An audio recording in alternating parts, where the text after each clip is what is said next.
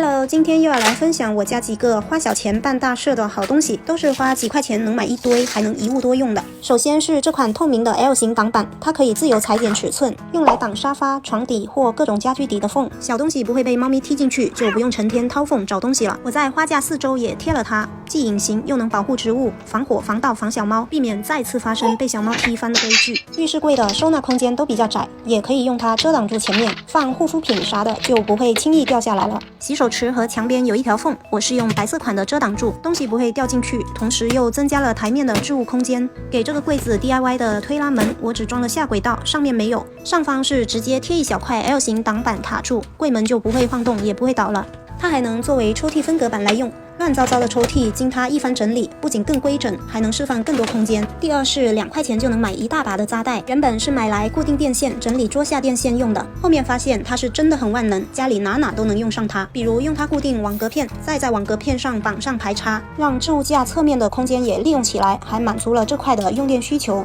之前还有朋友问我咖啡区上方的木条是怎么固定的，其实很简单，还是用扎带把两端绑在角钢上。我还用它把花盆和花架绑到一起，不怕倒，也能搭配这种固定粘钩，把花架和墙面牢牢固定住。就像这样，两边各绑一个，小猫再怎么跑酷也不担心它会撞倒花架了。这种锅铲勺的孔太小了，挂起来会往外翘，那就加个扎带，小孔变大孔，轻松悬挂收纳。我还用它绑住瑜伽垫、地毯这些需要卷起来收纳的东西，一根不够长就几根首尾相接，长度保准够，想用的时候也能重复拆解。扣住这个小机关，一拉就松开了。觉得它太零碎不好收纳的，那就用它自己绑自己吧，拿取也方便，一抽就行。拿多了有点松，就再紧一紧，又很牢固了。这种有大有小的硅胶防撞贴，你以为它只能贴在门把手上防磕伤墙面，贴各类柜门上减少关门噪音吗？其实它还有很多隐藏用法，像花盆底下太粗糙，担心刮花家具表面的，就在底下贴几个，让它和家具形成悬空的状态，既隐形又能很好的保护家具表面。还有挂画直接接触白墙，有时候也会留下痕迹，那就在4个角分别贴上防撞贴，